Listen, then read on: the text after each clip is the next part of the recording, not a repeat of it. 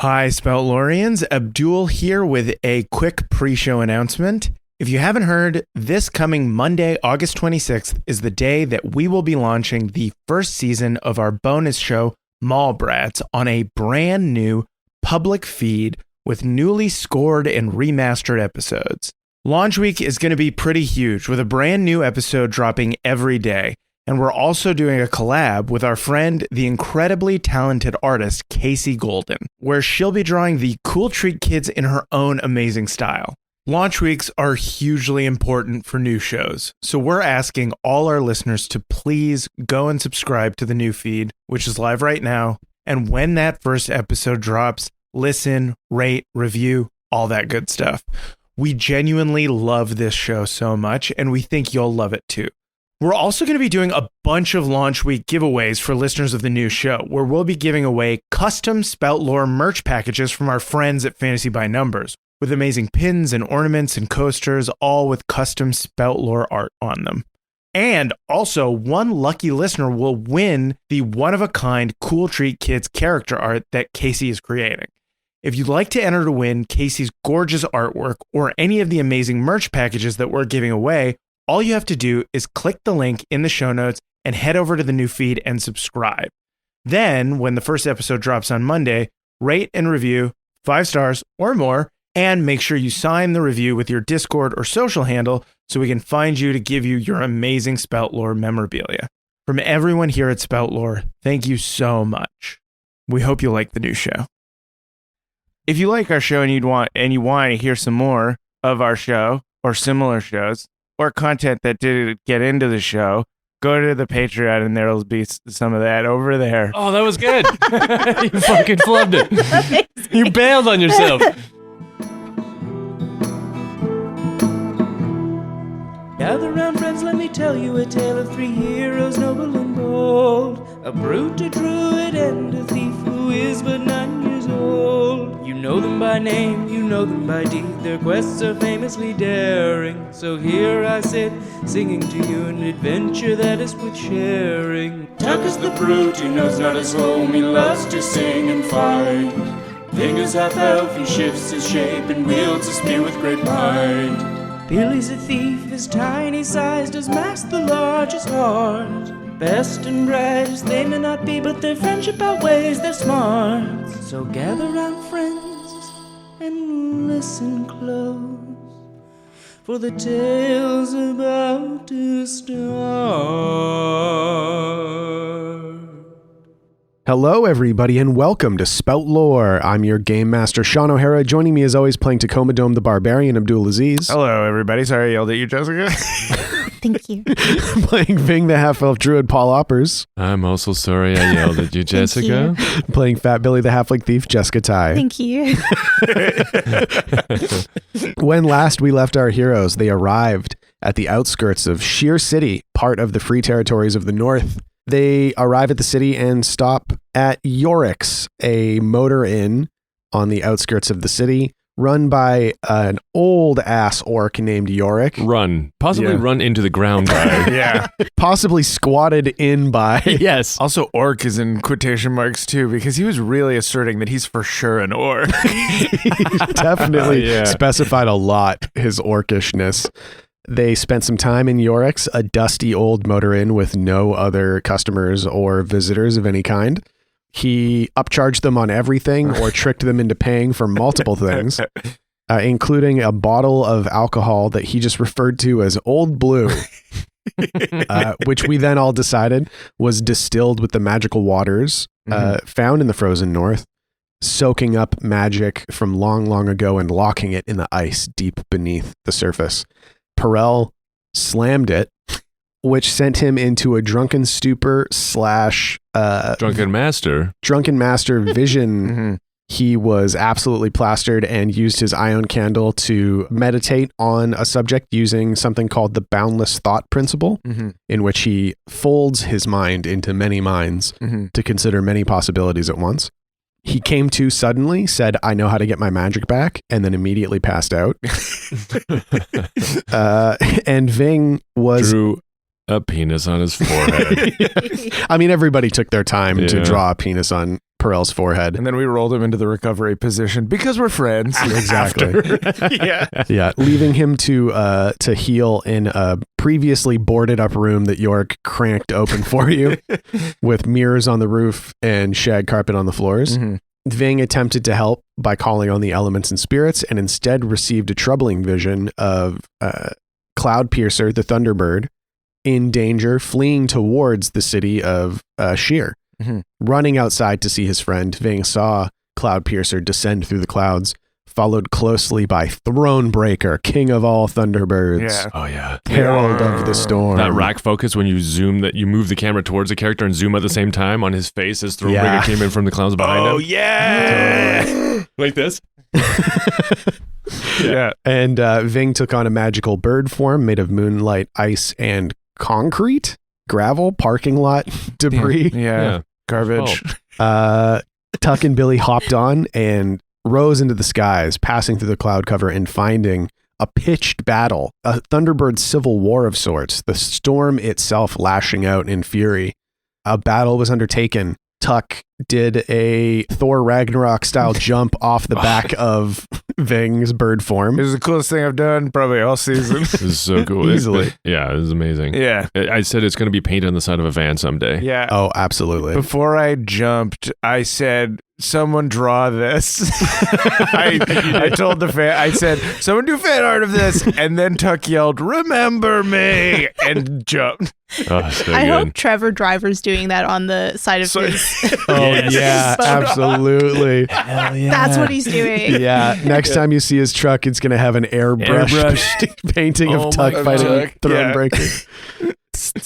Tuck shattered Thronebreaker's Bezoar, causing the immense, massive Thunderbird to flee, and Cloudpiercer took you back to the roost of his forces in the mountains, where you can find a safe place to rest and heal for a moment as you discussed your current quest of heading further north to the Jaws and the glacial tower of Adderneck Allwater. Cool. And he wrapped up this beautiful reunion, explaining to you that he had recovered something that you had once lost and brought to you a simple leather fanny pack. And that is where we find our heroes now. He stands there for a while with the fanny pack in his beak. I take it from him. I hug his neck. A big wing comes up around you, enveloping you in a feathery hug. So this is yours then, right? This is yours? There's only one way to find out. And then Tuck flips it open. And whoop, whoop, whoop, whoop, it unfolds into a tent. It's our house. There's only one way to find out, Tuck says again. And he walks inside, and on the shelf is a butternut squash, absolutely rotten. Yeah. I like the idea that it's gone through the rotten phase into a dehydrated, perfectly preserved. It still holds some of that shape. Yeah. Hot. What was I doing with this? Tuck says, was I jerking off to this, or what was the thing? Billy looks away. I don't want to talk. Vyng walks up, puts a hand on your shoulder. Yes, you were. Was I? Yeah, you were like, you bought that gourd because it was the shape of a woman, and you were like, it's for me. Okay, so by way of an actual reintroduction into the space, instead of immediately rack focusing on a shelf with a rotten butternut Kidding squash me? on it. No, we're keeping that. All right. So yeah, you head back in and you see almost exactly as you left it, a sitting room with couches and chairs, a fireplace, a painting of a very arrogant looking wizard with mutton chops and a mustacheless beard above the mantle. Beneath is like a brass plate that Morris put there. It says Morris Wadge, a man ahead of his time. You know what? Because I remember it did say Morris Wadge, Master of Arcane Architecture, but it does now say Morris Wadge, a man ahead of his time. Wait. Weird. What? Yeah, the plaque says something different now. What? Yeah. And you see a kitchen, a small kitchen with a little potbelly stove, cupboards, a drawer that is absolutely full of stolen rags and various detritus like forks and spoons and stones. Yeah, Smells like a barn in here. it does. And it still has like the charcoal circle I drew around it, being like Billy's room. Right, all of your handprints. Yeah. Yeah. It's got a flap on the other side leading to another section, presumably, but with a note pinned to it that says danger room, do not open. And it's toggles that are keeping it closed, right? Yeah, it's just wooden like tent toggles. Can I discern realities? Yeah, absolutely. Great. 7, 8. So you get one question off the discern realities list. Okay. I remember it being bigger, Vyng says. And then Tuck puts his hand on his shoulder. He's like, it's because you've grown, buddy. What happened here recently? What happened here recently? You look around and the thing that you are like really surprised by is how much everything looks exactly as you left it. The butternut squash is seemingly worse for wear for some reason, but like all the stuff, you go to your drawer and everything is where you put it. Where things were dusty, where you didn't clean, they're still dusty in those places, but there are some spots that you did dust that are undusted. Like it seems like a lot of this place is precisely as it was when you left it. Vyng's apothecary that he had set up with mason jars. Oh, yeah. Yeah. They're like, some of those should have been gone bad. They're still good. Yep. Yeah. And maybe one is like a couple centimeters to the right, you know, but Yeah. besides that, Wait, what? Why the right? Why what's a centimeter? Vyng says. I don't know. Yeah, the standard unit of measurement here is a gull's toe. There's a half-empty jar of Mears's red pepper jelly. Yeah. Is it still good? Tuck dips his finger and tastes it. Yeah. And It's still good. Billy dips his fingers in it. you realize that it was done in the mudlark style, which means that it was never good to begin with. it was already fermented past any reasonable consumption. What else could have gone bad in here? Tuck starts tasting things. Diving into the fridge. What are you getting dice for? I don't know, to figure out what's gone bad. You can just check, you know. I mean, if you want to discern realities to get actual information, for sure, but you don't have to roll to taste a thing. Okay. Yeah, Tuck just starts tasting things. Yeah, most stuff tastes exactly like you'd expect it to taste. And then Tuck goes, most of it tastes exactly how I would have expected it to taste. But there is a little bit of, there's a little pang of like heartburn. No, there's a little pang of nostalgia because you're tasting a lot of the flavors that Mears used in his cooking. Oh. Billy's taken the red pepper jelly to his drawer and he's having alone time. Oh, Vyng's gonna try and make a, what was his thing? Paella? Paella. I'm gonna try and make based on my memory and the tastings. I'm gonna whip up some paella. We Yeah. need some food. yeah. We're all pretty beaten up. So Vyng starts the half-day process of making paella. I'm just gonna whip up a quick paella, guys. And as you're all standing there, an enormous bird's head pokes into the room. Is everything all right? He looks around and goes, I don't know what I expected this to be, but it wasn't this.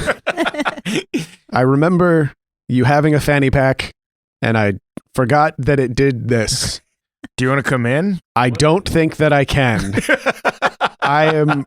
I'm grown now. I'm a man bird. I'm a full grown bird man. Do you have a wife or a kid or something? I have yet to find a mate. Oh, so you're still a Virgo? I am a warrior above all things. Whether or not my cloaca has kissed that of another bird is beyond here or there. The battles, that has been my primary concern. Oh, yeah. It's the storm, halting Thronebreaker and his heralds.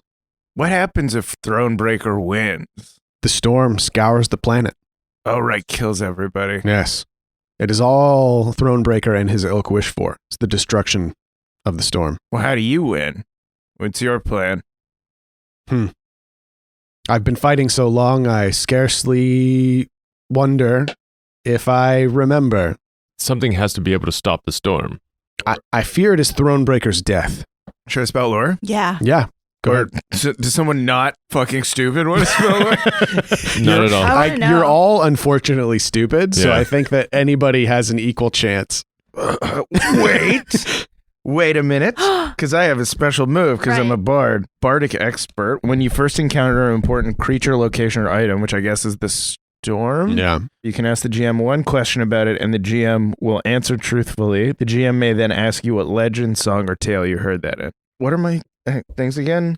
Gods and their servants, legends of Guitar Heroes past, and histories of the grand world. Would Lillian count as a god? Yes. Yeah. Yeah. Okay. And wouldn't, like, Thronebreaker, he's probably kind of considered a servant of those gods. Yeah. He is a servant of The storm. the storm. I would say that counts. Yeah. which is a god in its own right. Yeah. How do you stop the storm, Shawn? That's a very interesting question Mhm. because there aren't any stories like this, really. These are connections that Tuck is trying to make himself based on his experiences Mhm. and his knowledge. God, connections. I have to go to my mind palace. Which is just the sit-down Pizza Hut. Yeah. Where he does brain crosswords. He's just sitting Like word searches in his own mind. in the booth of a sit-down Pizza Hut. He's got one of those kids drawing Yes. tables. I connect the dot. He's making his own connect the dots. Remember. So many crayons scattered, and then Broken crayons. broken crayons, and then a menu that you can color on. And everybody else in the sit-down Pizza Hut looks like Tuck, but wearing different clothes. So there's somebody in a Pizza Hut uniform that's like, wait, so here's what I'm thinking. So you guys went to this moon rock, right? Yeah, And that was like part of Lillian's like mind and spirit. like where Savarna was. No, not Savarna. The other one under the tower. But he goes, but Savannah though. But Savarna. No, not that one. The one under the fort. Oh, right, where Storm and Norman was. Yeah, where we fought The the Magi. right Roth. where we killed Roth. Yeah, so there was a moon piece down there. Right. And that was like a big thing of like grief Yes. that infected Billy and everybody while we were fighting. Right. It made us all really sad when I smashed it with the axe. Yeah. So what if the storm is because the knife glows in the storm. Yeah. So what if the storm is connected to another piece of the moon? Oh yeah. And if you destroy that, would that end the storm? Another Tuck just came and put pancakes down. It's like, so I gotta find whatever piece of the moon is connected to the sadness and then kill it? I don't know, I guess. Okay. It's got to be moon stuff, right? It's gotta be moon stuff. Yeah. And then it cuts to like what Tuck is actually doing. And he's standing there with looking at the knife, the waiting knife, and going like, moon stuff, moon stuff, moon stuff. I just imagined it cutting back to Tuck and he's just standing there, mouth agape, eyes wide, not saying anything. Vyng is making a paella. Tuck, he looks back. Oh, he's in his mind diner. Oh, give him some time. Okay, so So knowing what you now know about the shattered moon and the remnants that fell to the earth, the storm might be able to grow in strength due to a proximity to some sort of fragment of the moon. oh yeah. Because it was initially being powered by like the Eye of the Storm, which was a confluence of magical energy from the sea and spirit energy from the spiritual plane, but is now out and free and just either thrashing wildly or looking for something, maybe. Yeah. So we can track down the piece of the moon that it's connected to. Mm-hmm. It could potentially, Yeah. Stop it or slow it or destroy it. or we could anchor it back in the Sea of Graves. Yeah, exactly. Okay. Yeah, maybe you could find a piece of the moon and use that to lure it back to the sea or something. So I guess I tell Cloudpiercer that. Interesting. Yeah. I'll share this with my flock Cool. and we will see what we might find. But I understand you have somewhere else that you wish to be. Yeah, Billy's been crying Aw. into the jelly. And he's like, yeah, we have to go up to the glaciers to look for a wizard. Right, yes, past the jaws. I can facilitate this flight either personally or I can send you with someone else. I prefer it was you. If you have the strength, He nods. maybe this paella will help in 10 hours. Ah, yes, the paella will strengthen me for the flight. For the meantime, rest. The battle has ended, but many are wounded. We need time, so please, I will give you your time alone. Your friends will be here shortly.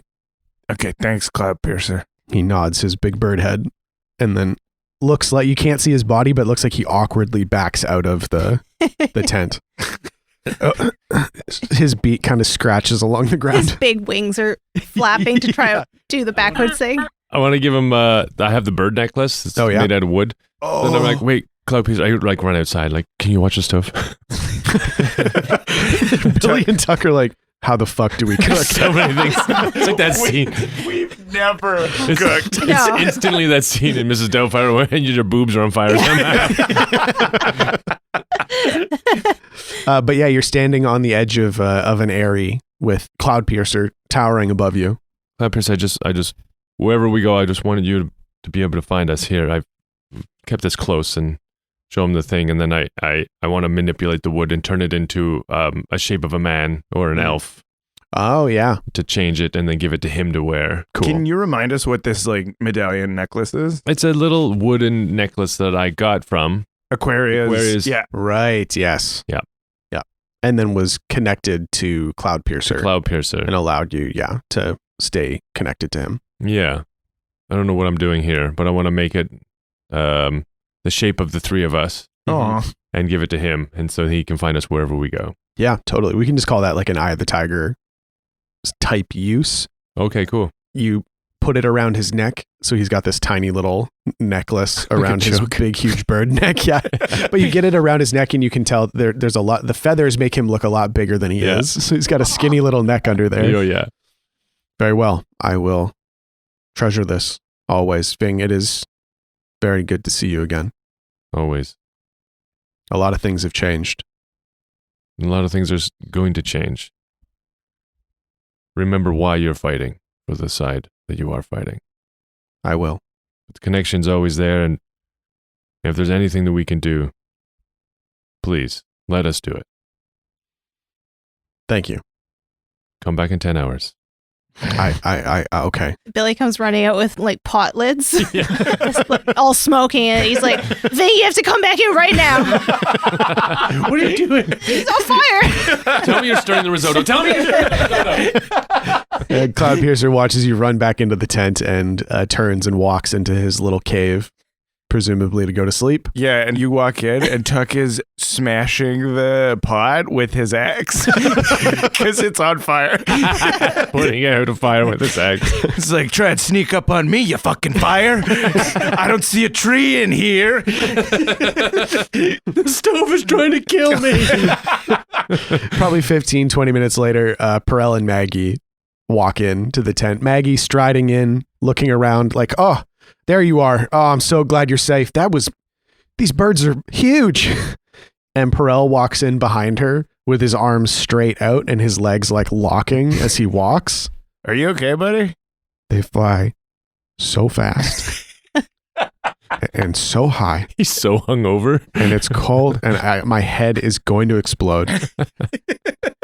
I'm going to go, and he just walks right over to the couch that he used to sleep on and gets on it and curls up into a ball. Oh, cute. And grabs the back of his robe and pulls it up over his head and immediately goes to sleep. I put a bucket next to him. Thank you. And then I grab a blanket there's a wicker basket full of like different fuzzy blankets that are clearly from an indigo, and I cover him with it. Yeah, and he pushes it off. He goes, "It's too scratchy. My skin is on fire." And he starts snoozing away. And so you guys are just going to have a dinner, or is there anything you want to share? Like a dinner.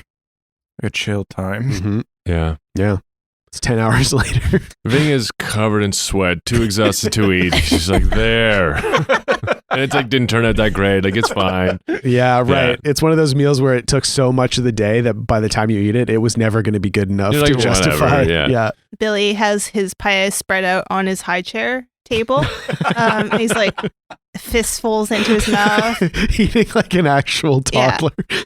And Maggie looks over at the danger room. We don't go in there, Maggie. What is it though? It's the danger room, clearly. What do you? It's the only thing that's clearly labeled in this entire building. But danger room means there's something dangerous in there? Yeah. And it's a room. And you just sleep next? You guys were just sleeping next to it. Yeah. Hey, I have a question. What? If the thing with the box that led to this whole thing that was imprisoning, and she kind of thumbs over at Paella quietly, was that there wasn't enough magic in the world to maintain the wards on the box, so you had to take it to the hot spot at the vault to keep those wards going. Yeah. Why does this still work? Do we spout lore? Yeah, you could Spout Lore.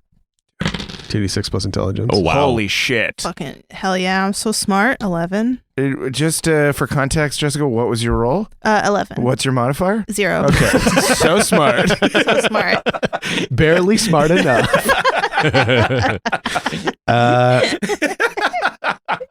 Okay, so using that information, what traditionally has continued to empower magical objects? Ice, Crystals? crystals, Crystals, yeah. Magical field. Water. Yeah. field. Oh, yeah, water. Arcane stuff? Uh-huh. Wait, Wow, what? I honestly, when I asked this question, I thought the answer was so clear. Okay, is wait. it? Moss. No, Did we let get us. it? No, we can figure. Okay. Tuck shuts Shawn up and he's like, and he looks at Billy and Vyng and he's like, we can figure this out. We have brains. We have brains and We we know have. stuff. So much brains. Yeah, That are filled with knowledge. yeah. Okay, so stuff that holds magic. Crystals. The crystals. And then we look at Maggie. She says no. Okay. Objects. People. Is PP. The PP monster. Water. I think What's- I literally just said it. What? We were hardly listening. Oh, the vaults. The stone boxes. Contained within the vault being... Wardstone. Words. No. Wait. Guys, come on. God, dude. What? It's Why are you asking us such hard questions? Well, we also told you Dot to tell us. Oh, yeah. within the vault Yes. is Why is the vault where the vault is? because it's at a Hot spot. tower. It's a hot spot. This tent is a hot spot. This tent is a hot spot. Is that what it is? Is Danger Room a Wi-Fi hotspot? And then Tuck pushes Vyng to the ground and he goes, I thought of it first. Are you racing Vyng to the wall? No, no, Wait. Maggie stands up and holds her I've hands got out. my But hand. somehow I have one of those things with a rope with two balls on the end and I throw it around. Touch legs. Roll. 2d6 plus dexterity. Nice. 8. It means Oh my that god. Tuck starts running past Vyng.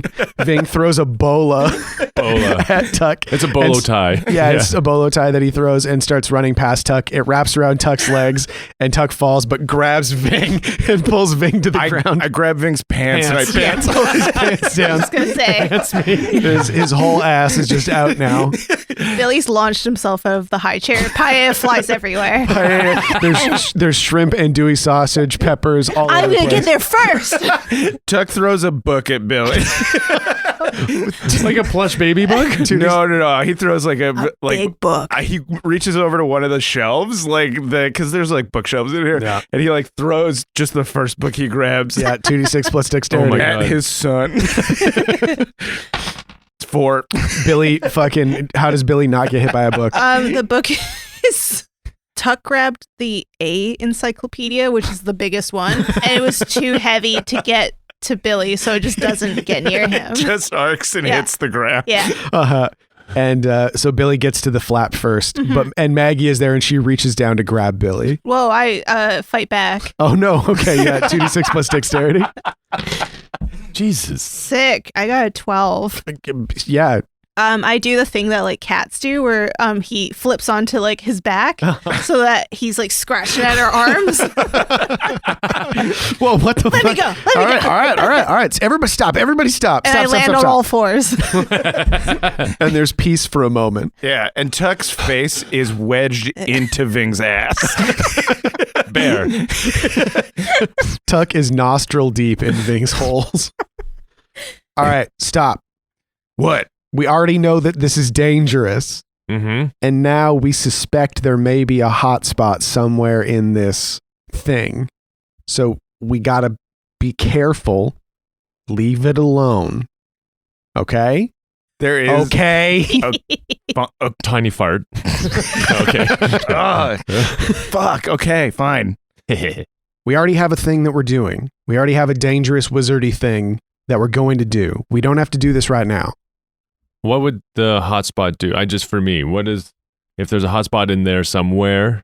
So a hotspot is a place where a wizard left the world, basically. Mhm. It's where they like fucked off and did their own thing. Maybe Morris popped out through there. Yeah, through here. And they become sources of concentrated magical energy. They can be tapped. Yeah, Yes. it sort of leaks out. So Yeah. like a wizard will be able to sense it and sort of like power up almost. Yeah. That's- Yeah. Totally. Yeah. And then any arcane objects will also power up. So like those blue crystals you have, are they doing anything? Oh, did I hold on to those? Perel took them. Perel took Yeah, Yeah. I did. Yeah. In the when you went to the Hound, Perel was like, "I'm gonna hold on to these," them? Okay. because Billy kept putting them in his mouth. Yeah, Right, because they taste kind of sour and acidy. yeah, Oh, like a battery. Yeah, they taste like putting a battery on your tongue. Okay. I take Perel's little pouch and I okay, just relax. I gotta check something. And I Just your pocket, Perel. Just don't. And he just takes his pants off completely. whoa, Ew. And no. and hands you his pants, and then curls back up. He's under a blanket. Yeah, he's fine. He's wearing underwear. And I pull the pouch of these crystals Yeah. that we got from that sniper Uh that tried to kill us at the fort, huh. and I dump it out. What do they look like? They look like crystals. Are they glowing more? Not. They just look like crystals. But something that you would remember basically is that they kind of always look like crystals unless they're being utilized in some way. Tuck puts one in his mouth. Yeah, it kind of tingles. Same. Yeah, I put the other one in my mouth. Is it more electricity? No, the ones that you have would taste the same. I light the ion candle. Wait, that one's already flamed out. Yeah, he burned that one out Yeah. during his meditation. I realized that it's another candle that's shaped like an owl. It was already half melted. I shall light the ion candle. It smells like apple cinnamon. This is from HomeSense.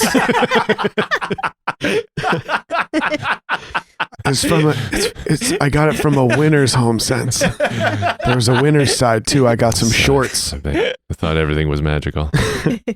But I mean, you guys being even somewhat slightly capable of abstract thought would think that these crystals, if they are batteries, as you have, They're already charged. they're either already charged or they're fully charged now, Oh. being in this place. What if I tie a string around one of them and throw it into the room? Oh. Like a Through little the toggles? Yeah. I like that. Interesting. Can I try it? You can try it. Let's go defy danger wisdom.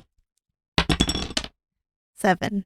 7. Shit. Good. So I grab a loose thread from one of my rags and I start ripping at it and tying it around one of the balls, one of the crystal balls.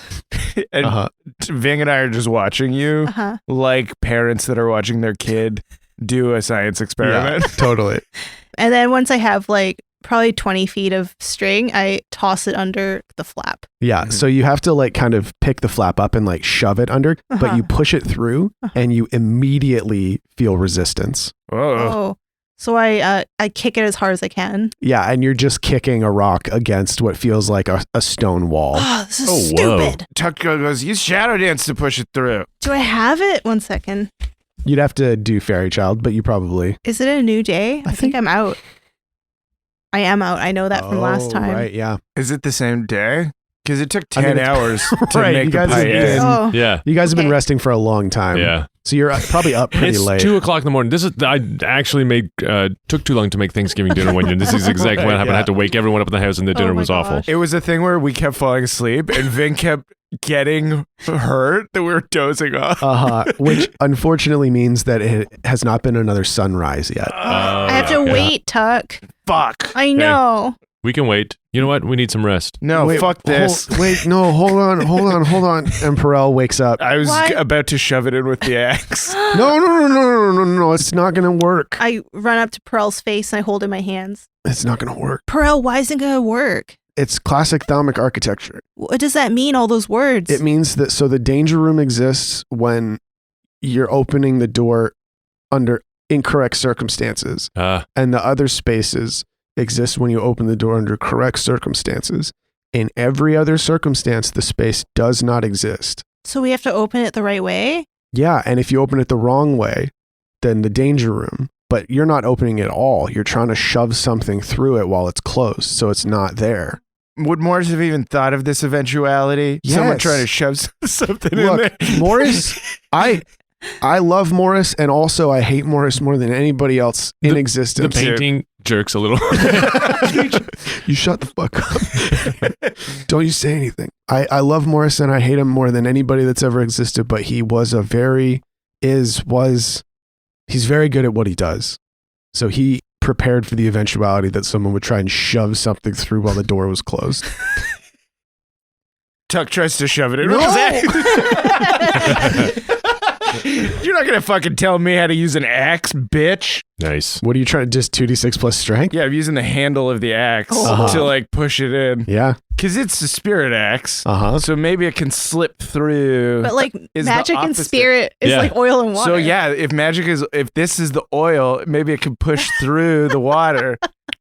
Does that make sense? Yeah, that go makes ahead and sense. roll it. 2d6 plus Oh, strength. it makes sense that Tuck would try this for sure. Yeah, it really does. 8 plus 3 is 11. Yeah. So you push with all your might. Like it's like you can see all the muscles in Tuck's body straining. He's starting to sweat. It's just the most For a second, he's cut. A split second. Oh my God. He sweats out all of the water weight in his body. Yeah. For this moment, there's a field of mist around him that's all his water weight. It's like the produce section at the grocery store where Yes. the mist machine turns on. It's this massive like grunting, this crescendo of force and pressure and effort. And at the very height of this physical exertion, the axe moves an inch and a half.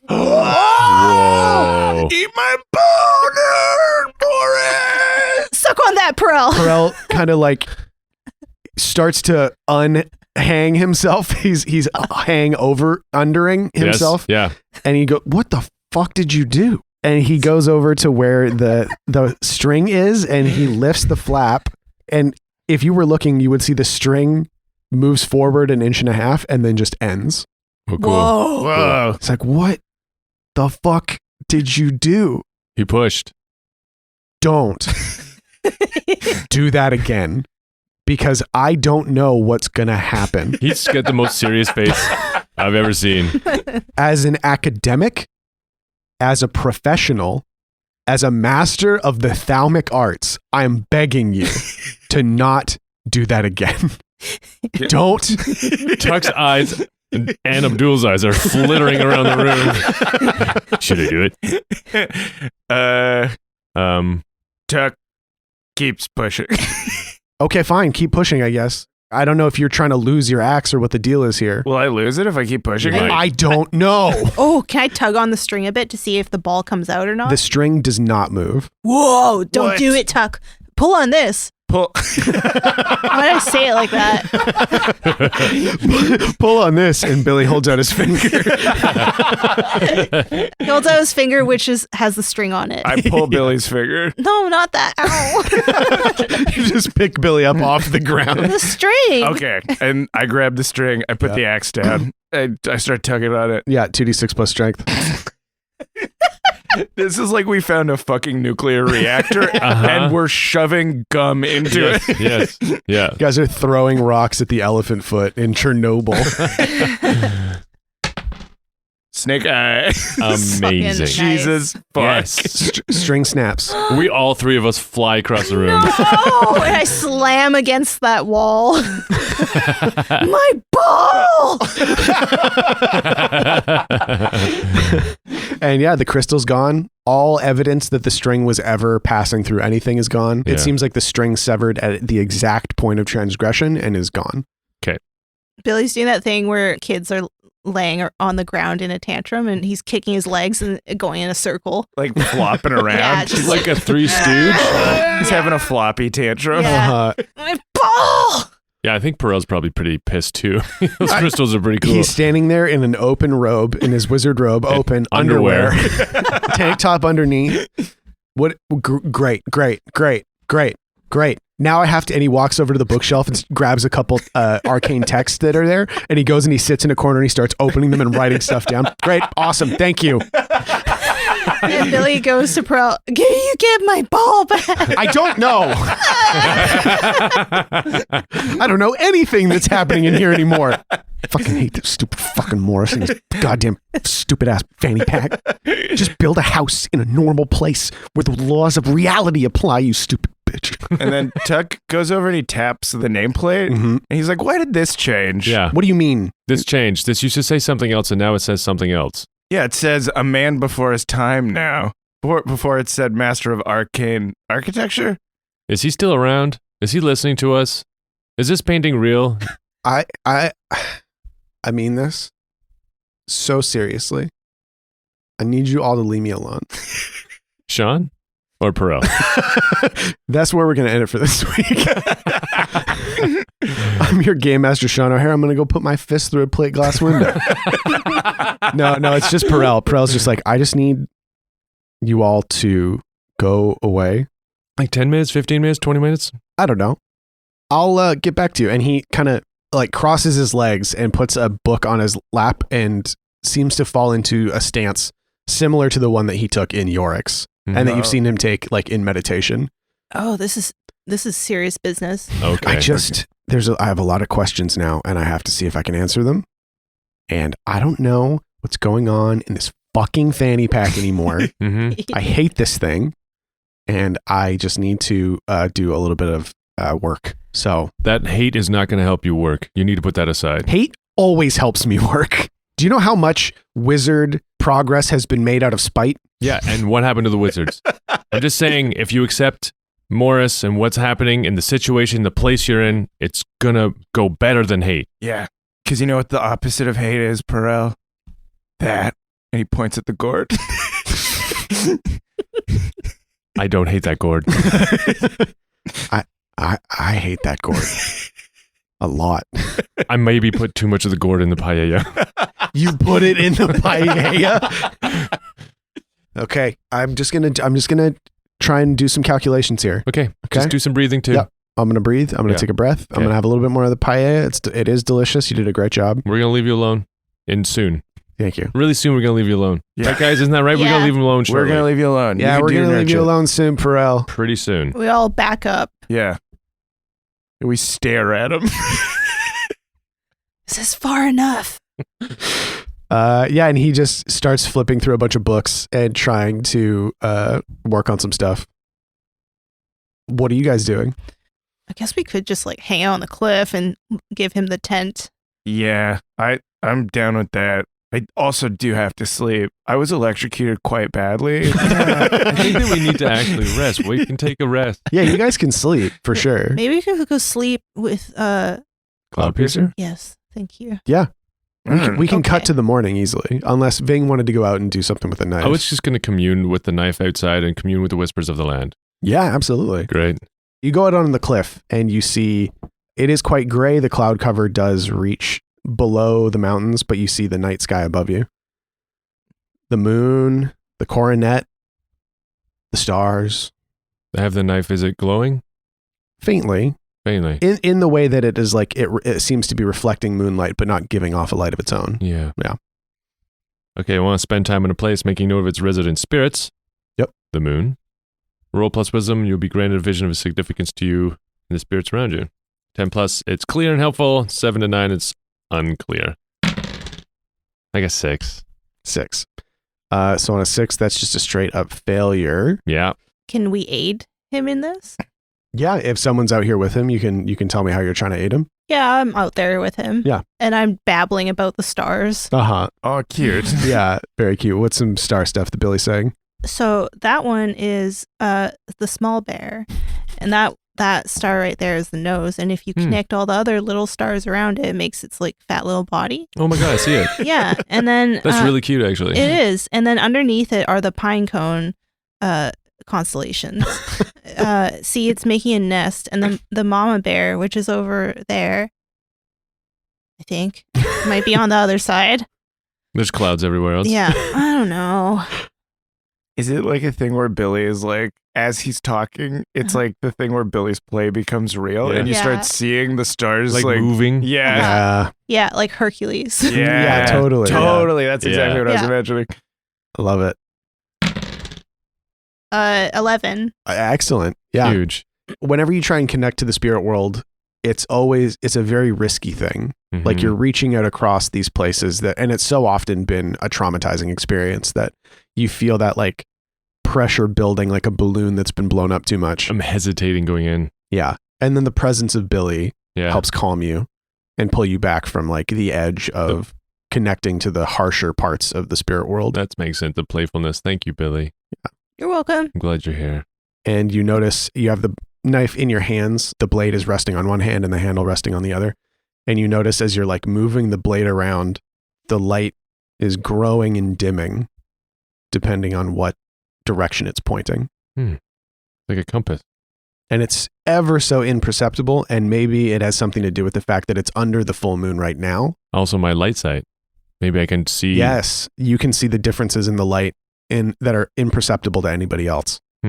But you do notice that the light does seem to be sensing something. In the direction possibly of the moon chunk. And Billy continues to talk about the stars. And that one is based on a tiara of rosin yield. I think. I don't really, honestly, I don't know that much about these. I'm just kind of guessing. The only one I knew for sure was the pine cones. And even then. Yeah. As Billy continues to speak about the stars, he's getting sleepier and sleepier. Yeah. And then I fall over with my jelly jar and I fall asleep. Grab him, let him down to the ground. Yeah. Put a fur on him. And Billy is all curled up to sleep on the edge of this cliff towering kilometers above sea level. I guess I'm stuck out here for the night. Tug climbed into a nest and is sleeping under the wing of a thunderbird. Oh, yeah. And you see nests dotting the cliffside, and birds are coming and going, like there are massive birds swooping above you and alighting on high up nests. And their wing beats fill the air as the night carries on. Morning comes. Tuck wakes up with his arms around a thunderbird. The thunderbird gently kisses Tuck's neck. He goes, Allison, no. Good morning. You mammals are so warm-blooded. Allison, no. Vyng and Billy are in the other room. They're here. Who's Allison? My eyes shoot open. Good morning. What? What do you mean? Who are you? You just crawled into my nest and fell asleep. You're so toasty warm. My name's Gale. Are you Thunderbird? I am a thunderbird. Okay. Gale is like sky blue, and she has an emerald bezoar. Nice. Wow.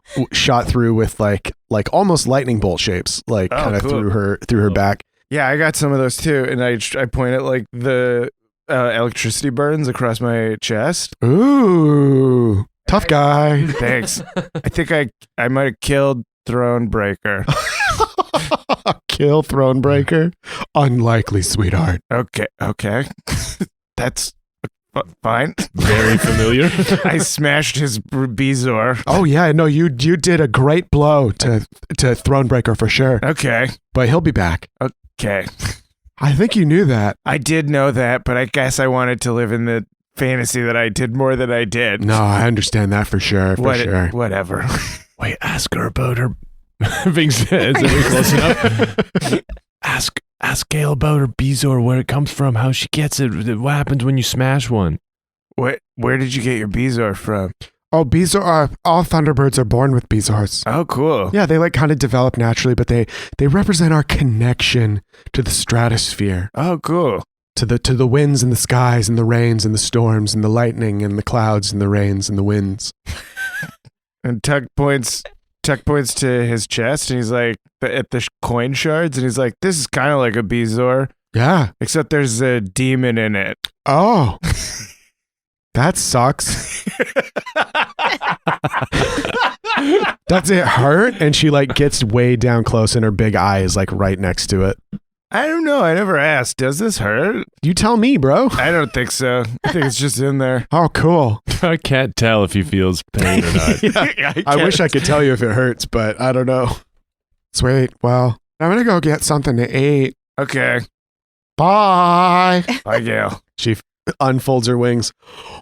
Boom. Just blows me out of the nest. Yeah, Billy rolls back. Whoa! And he wakes up. It's like an actual gale force wind, like blows so much shit off this cliff, and Cloudpiercer pops out of the cave. I see you met Gale. She is one of my most trusted lieutenants and an absolute danger to everyone around her. She has to build a new nest every morning.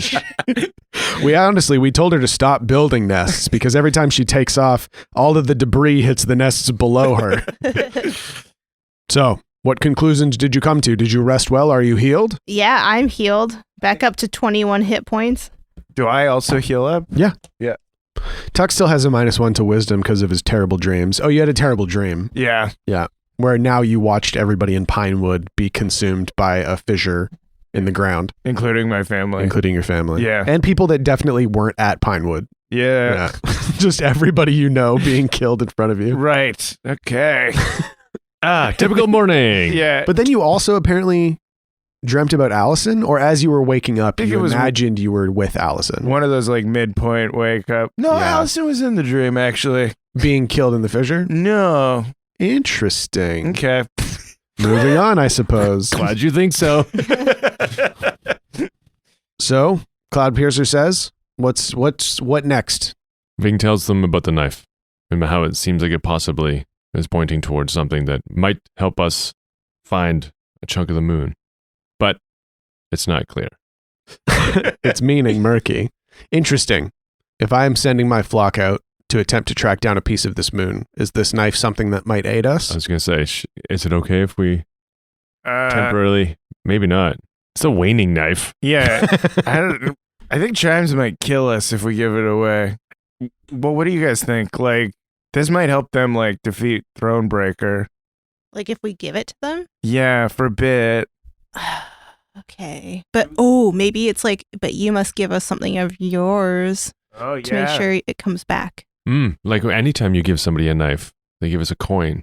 A coin. That's the superstition. To pay for the friendship so you don't cut your friendship. Interesting.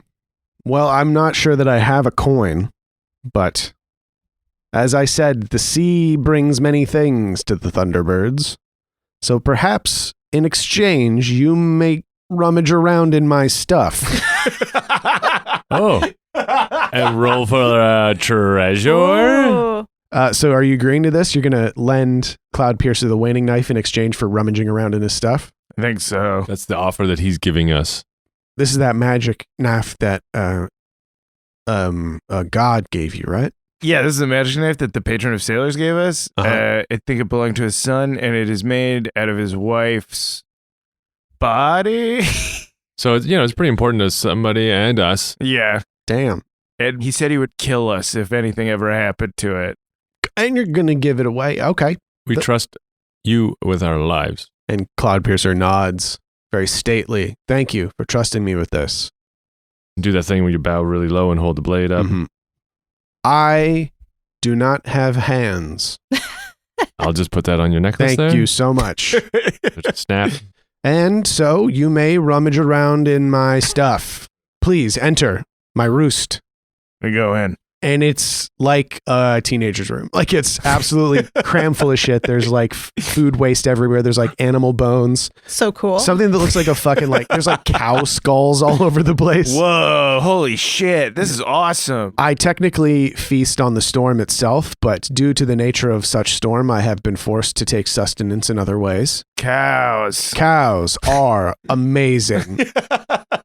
And the only thing you have to do is be quick because the humans do not like when you take their cows. But the trick is if you fly fast enough, they cannot stop you. This is his new trickster form. He's gotten really good at stealing cows. And so he sweeps a wing over all the branches that are bound up. There's just fucking shit in there. Stuff. So we're going to do it one time. We're going to roll on this. Should I just roll this? A sealed glass vial filled with red liquid. I pull that out. Whoa. A jar! A mason jar of stuff. I smell it. You smell it and your vision is immediately flooded with an image of a blossoming field of frost flowers in the Boreal Reach that you visited as a boy. Billy, what do you smell? What can I smell? Billy smells, God, what would Billy smell? Are these nostalgic smells? Yeah, kind of. Billy smells a wild strawberry field that he used to visit in secret in the woods. Yeah. Tuck smells it. What does Tuck smell? It's the vent outside a pizza place. Yeah. Yeah, the only way that you would be able to know what this actually does is if you drank it. Because there's no way for me to tell you without you knowing. So I take a little bit. Vyng drinks like a little dropper amount. yeah, you get a little sleepy, but besides that, doesn't seem like there's any discernible change right now. Oh. Any discernible effect, really. Okay, we'll see how that settles before, we always got to try it slowly. Yeah. Okay. Cool. Thanks. So you're just going to take that little bottle of goo, huh? Yeah. Okay. I liked to play with that bottle of goo. I hope that you treat it well. And the knife. This belongs to a god, dude. I'll find other goo. And now our trade is complete. Whoa, Abdul gave me the waning knife. Now I can stab. Okay, our trade is complete. Our bond has been forged. The agreement has been set. And you have given me a thing, and I have given you a thing. Mm-hmm. And so we understand that our union has been linked. Starting to understand less. Yeah. Where to? Well, we should probably check on Paella. Oh, right, yeah. Yeah. It's morning time. Very well, then go check on your friend. Okay. So I bust into the tent. He's asleep. Paella! Wakey, wakey, eggs and bakey. I make him a big hangover breakfast. What'd you learn? Okay, well, what did I learn? He's got a book he's eating, a big hangover breakfast. He's drinking some OJ. So here's what I think I have learned. 1, the crystal is lost to all space and time. No. I think, theoretically. No. Billy, you have like 8 of them. Had. Now it's an uneven number. That is true. It's not as fun to play with. There are only 7 now. Okay, Billy, here you go. These 7 are yours. You can keep them. Billy turns around to ignore Tuck. Billy, no, you thought it was cool when I was shoving it in. And then Tuck rummages around his backpack and he makes like he rips a page out of the book of sea shanties. And then he makes a little like paper boat. And he's like, also, I'll give you this. And Billy's tiny baby hand grabs it and he plays with it. It says nothing. And now we'll never know what that sea shanty was. Yeah. What significance it might have held. It was called Rich Bitch McGee. It was about the richest pirate in all the 7 seas and how everybody hated him. So the weird thing about magical architecture is that the space that Morris creates using thalamic energy, he's channeling thalamic energy into the plane when he creates it, but he is not creating new space. He is just fitting more stuff into the same space. Okay. You know what I mean? Okay. So we're inside of a fanny pack that's like this big right now. Exactly. But it seems like there's more space in here, and not because it is just expanding endlessly into like a pocket dimension or something like that. It just exists in the same molecular space. That makes no sense. It's magic, Billy. Oh. Of course it doesn't make sense. But the danger room is a connection to another place that does exist. Oh. But I don't know where that is. Where did I shove the thing? That's the thing. Out of this realm entirely. Oh, like outside of the universe? Yeah, you whatever paper thin, infinitesimally small little razor of reality that Morris is able to fit all of this stuff into, you popped it through that some fucking how into another existence entirely. It's gone. It's elsewhere. That's pretty cool. That's pretty cool. And then I high five Vyng, and I go for a high five with Billy. And Billy taps his hand. Tap. While looking at the boat. Yeah. And my other theory is that I don't even want to say it because it sounds dumb. It makes me mad. Pours him another cup of coffee. Come on, just say it. It's okay. Morris might be in here somewhere. Okay, Billy turns around for that. Can we look for him? I don't know how. He's in the painting. No, he's not in the painting. He is the painting. He's not the. And We run up to the the painting. I push Vyng over. I go, I had the idea first. No, I'm going to get first.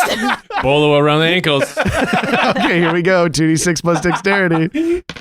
Okay, then that's a 10. Got him. Okay, so Tuck hits the ground like a rhino. I slam through the chaise lounge like I destroy, and I skid into the fireplace beneath the. No, not the chaise lounge, you fucking idiots. And then Billy tries to catapult off of Tuck. And I throw a book at Billy again. All right, 2d6 plus dexterity.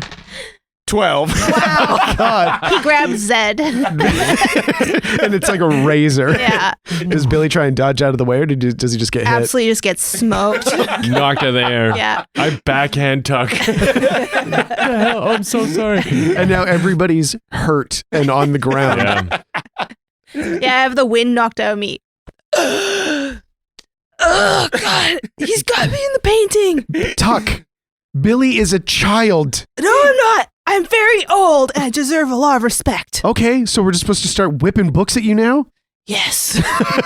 I imagine Billy saying, yes, as he gets up and pulls a knife. That's exactly what happens. So Billy pulls a knife. He pulls a knife. He's like, Morris Waz, you will not defeat us. And then I go to stab the painting. Yeah, I love it. Let him. Okay. Do Yeah, it, Billy. you don't have to roll to stab it. The painting's not fighting back. Roll to stab Roll it. to stab. All right, 2d6 plus dexterity, I guess.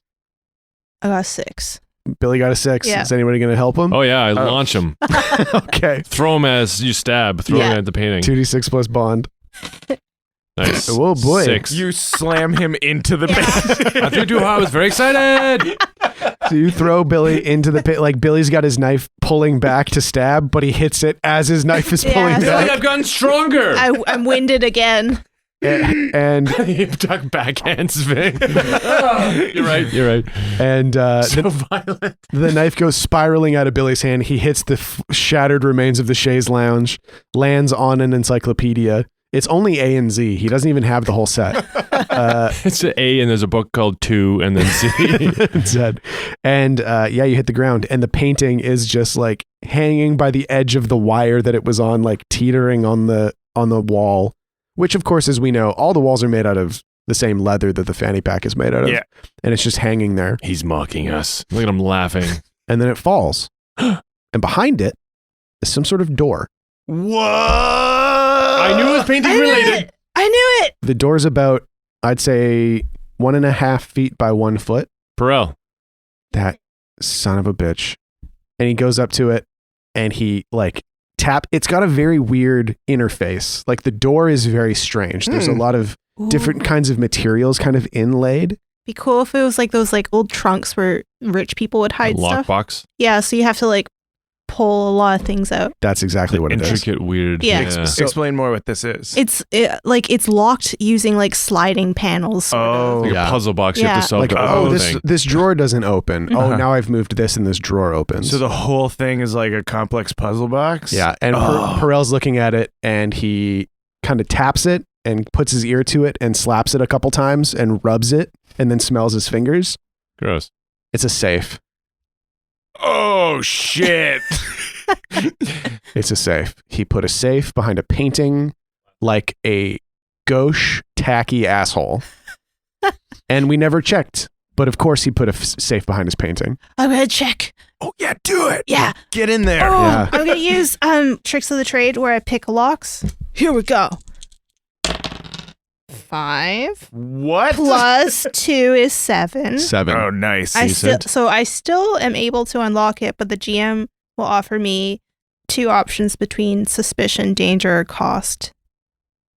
Well, it's going to be danger and cost. Okay. So I think Billy starts manipulating the safe door. And, it is something like, oh, you pull a drawer out, and inside the drawer Is a key. is a key, and the key unlocks this panel, and inside this panel is a little, like, cushion. And if I open this panel, there's a little metal dog, and I put the dog on the cushion, and then the dog moves along a little track to another door that he scratches open with his little mechanical paws. Wow. It's like a very complicated, and every time something happens, like the dog scratches open the panel and inside there's a little tea party. Yeah. And someone pours the tea. Every time one of those happens, Pearl goes, ugh. But it's like watching Billy just open an advent calendar. Yeah. Like a latchkey kid who came home and found a Canadian Tire bag full of advent calendars. Yeah. I eat all 24 in one sitting. Yeah. And as you're getting further along in the advent calendar safe, there's like an inlay of a tree, and you turn this and the inlay leaves begin to fall down the panel. Whoa. And they pile up, and then a fucking bird comes out of the leaves. You're like, oh, something is about to happen. Mm-hmm. It's almost like there are clues in the safe door itself what's going to happen. Okay.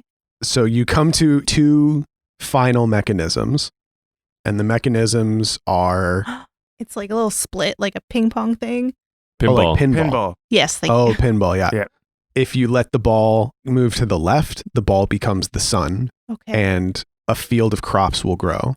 And if you let it go the other way, it becomes the moon, and the tide comes in. Oh, Great. cool. Oh boy. Oh boy. Which one do I want? I do love crops, Yeah. but the sun is hot, so I like the moon. You know what? It's been a while since I've seen a field of green, so we're gonna go to the crops. Oh, Okay. We're with you. So the ball rolls down a couple chutes and lands in this outline that kind of gives it like the rays of the sun, and Mhm. little like tick, tick, tick, tick, tick, like wheat kind of pops up from this part of the panel. And you hear some movement from behind the flap, Wait, which flap? Which one? the danger room flap. Oh, shit. And the toggles, one by one, start to turn and fall away, Oh no. Shit. Okay. and fall away, and fall away. And then from the bottom, the flap starts to roll itself up until it reveals darkness. And then inside, a growling. Ugh. And that's where we're going to end it for this week. Fuck. Ugh. I'm your game master, Shawn O'Hara. Joining me as always, playing Tacoma Dome the Barbarian, Abdul Aziz. So long, everybody. Playing Vyng the Half-Elf Druid, Paul Oppers. Take care, guys. Playing Fat Billy the Halfling Thief, Jessica Ty. Bye everyone. Thank you to Aaron Reed for our intro and outro music. You can find Aaron Reed's music at aaronreed.bandcamp.com. Yeah. And you can find all of the music produced for the show at our SoundCloud. Mhm. Just Spout Lore SoundCloud on Google will take you to that place. Yeah. If you want to get a bonus campaign, access to monthly streams, bonus content, art, gift boxes, and a whole whack of shit, go to patreon.com/spoutlore or spoutlore.com/money, please. And thank you to all of our supporters for supporting us. And thank you to you for listening. We'll see you next time. And so ends the tale of adventures three, who tried the best they can. Though dumb and scared and lost they be, for times abreast in revelry. And though our journey may be like a conclusion, we will not leave you without a resolution. Return next week to hear some more whilst you commute or do your chores. And for you, I'd gladly spout more. The Fable and Folly Network, where fiction producers flourish. What's this all about? What about nightmares? We need to leave. What are you doing? They can't tear out your soul anymore, Stuart. Ominous Thrill, a new audio fiction anthology. I've done horrible things. Tell them what you did I didn't do anything. to me. No! Character-driven tales of obsession, I'm no psycho. Banging on my door and streaming it on the internet. revenge, Don't mind if I sit here and watch the lights go out, do you? the unexplained, We can't help her? We're leaving. No! I need the light. You want me to fall down the stairs? No. I want to push you. I love you so fucking much. Ominous Thrill. Available now on Spotify, Apple Podcasts, and everywhere. Flesh splits open. Oh, yes. Thrill you later. Spout Lore is proudly a Spout Lore Studios production. A podcast for best friends by best friends.